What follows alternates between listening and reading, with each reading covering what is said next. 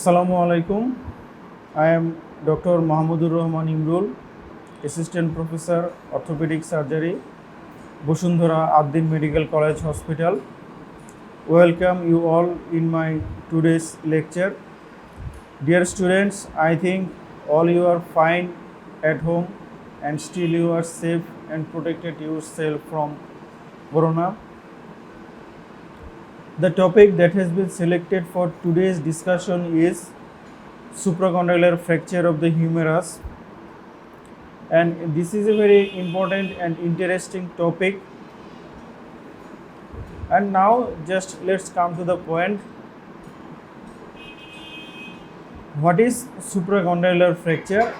You know, when the fracture occur in the supracondylar region of the humerus, then we considered it or call it supracondylar fracture, and this is the most common fracture in children,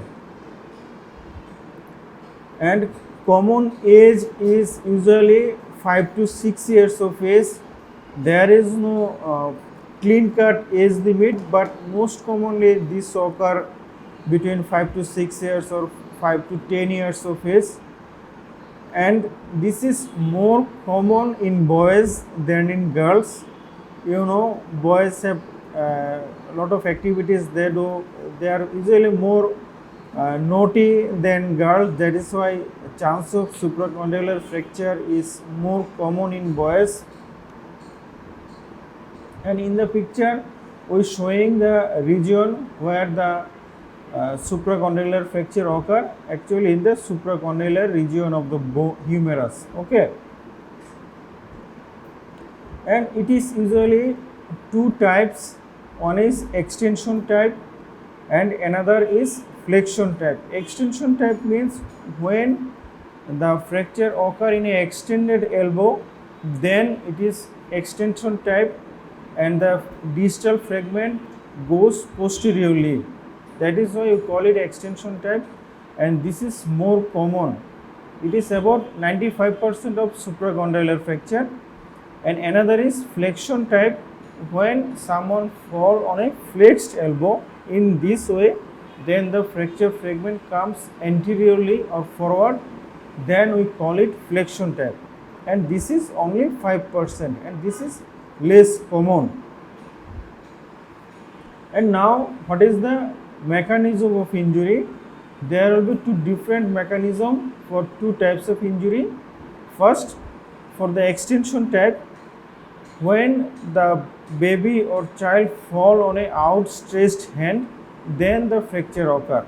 Okay, and here the X is showing there is an extension type of supracondylar fracture, and here look at this, the fracture fragment goes posteriorly or backward compared to the proximal fragment, and this is the fracture in the supracondylar region. And look at this baby is falling from height, this girl, and there is a extension of the elbow occur. Okay, and here the pressure occur and the fracture occur in the supracondylar region, and this is the fracture pattern that occur. Okay, and the flexion type, what will be the mechanism? When someone fall onto the elbow and direct injury to the elbow, then distal fragment goes anteriorly and flexion type of injury occur. Okay, and why the fracture is so common or incidence is so high in the supracondylar region? The cause is supracondylar region is a weak part of the bone. Why? There is a thin plate of bone in the supracondylar region, and close to that there is a olecranon fossa posteriorly, coronoid fossa and radial notch anteriorly. All these things make it a weak part of the bone. That is why the fracture is more common to the supracondylar region. And now we will learn the classification of the supracondylar fracture, and this is easy, nothing tough. First of all, one is flexion type, already we told about this, and another is extension type. and we divide the extension types into three parts or three subtypes. In type 1, look at this is undisplaced fracture. Look at this, there is a hairline fracture but there is no displacement.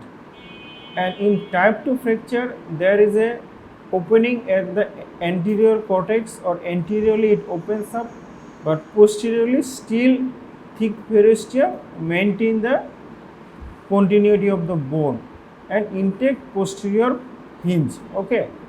In type 3, there is a complete displacement of the fracture.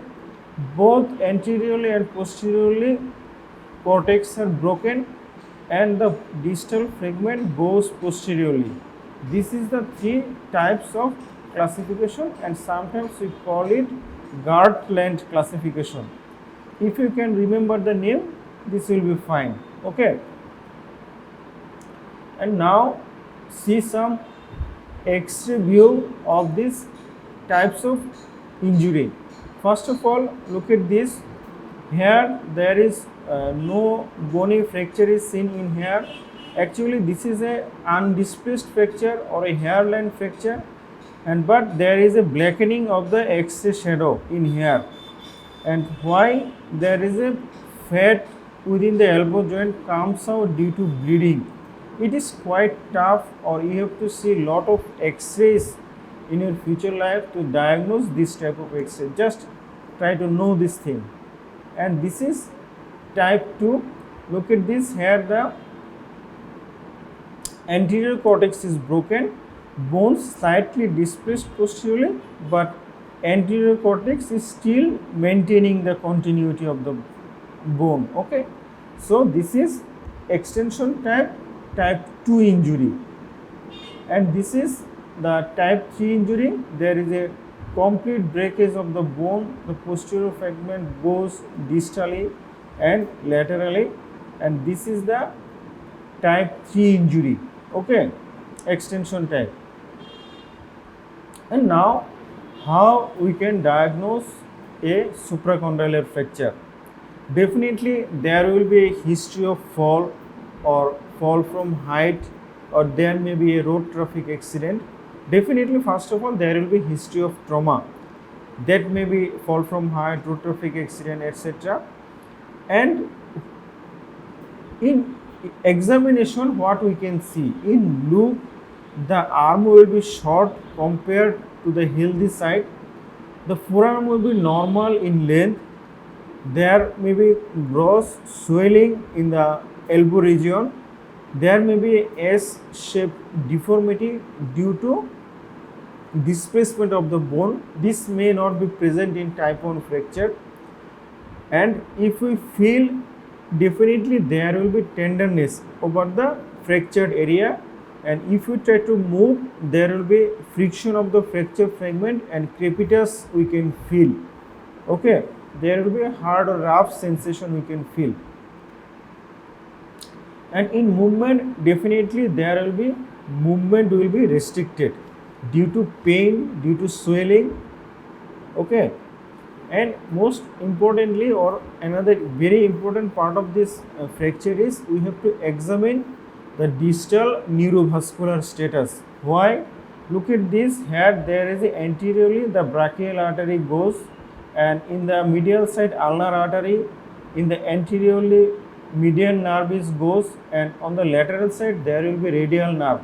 So there is radial nerve, median nerve and ulnar nerve, all three important nerves of the arm and forearm around the elbow, and there will be brachial artery and veins anteriorly. So if the fracture is displaced, there is a chance of injury to this vital structure. So examination of the distal nerves and vessels is very important. And then what will be the first tool for diagnosis of the supracondylar fracture? That is X-ray. What X-ray we will do? Anterior posterior view and lateral view of the elbow joints, or X-ray of the elbow, right or left, anterior posterior and lateral view.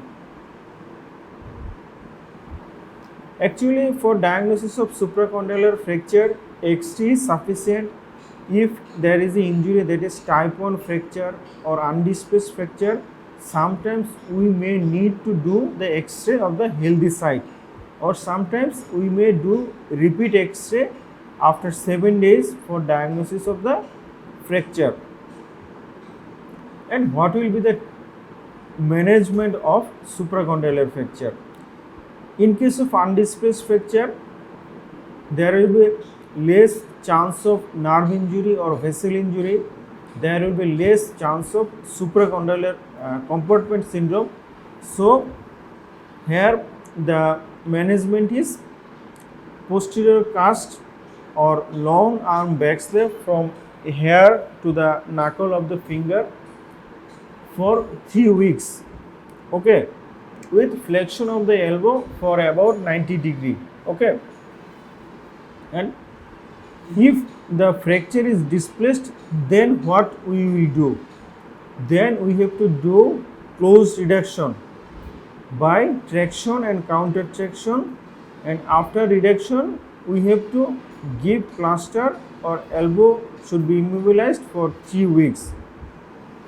And if the closed reduction is not possible, or if the reduction is not maintained, then sometimes we need to do open reduction.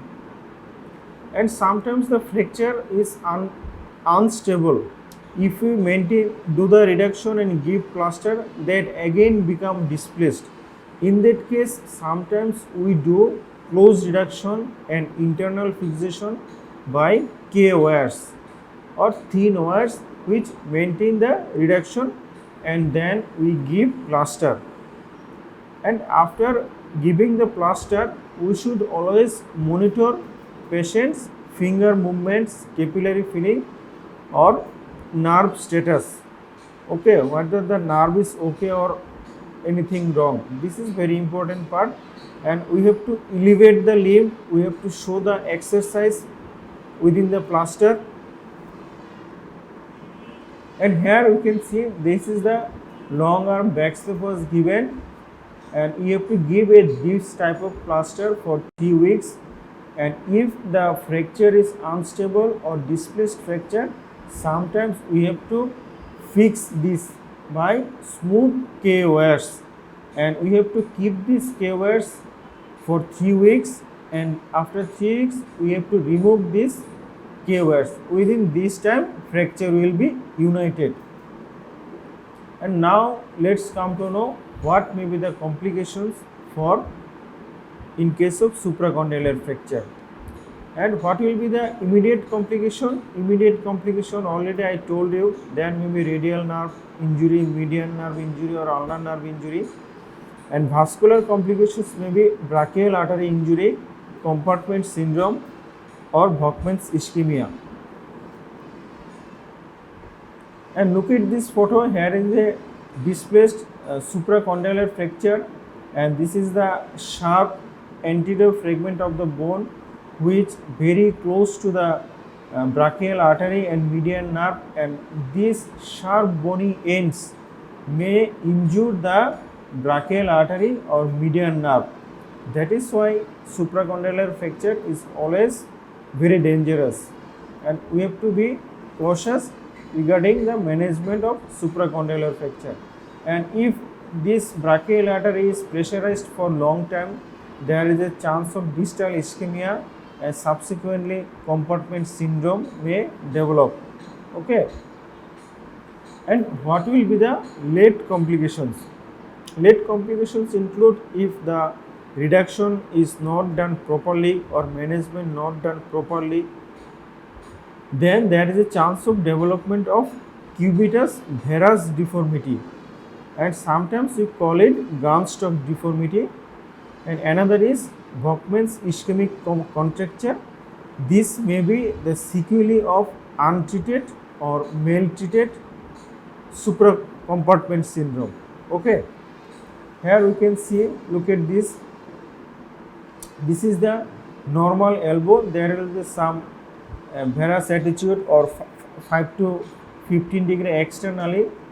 The elbow will be remain, but in case of cubitus valgus deformity, the forearm goes more away from the midline, and in case of cubitus varus deformity, the forearm goes medially towards the midline. And look at this is the gunstock deformity which happened in case of supracondylar fracture, and look at this looks like the gunstock. And here is a clinical photo who develops the gunstock deformity. Okay,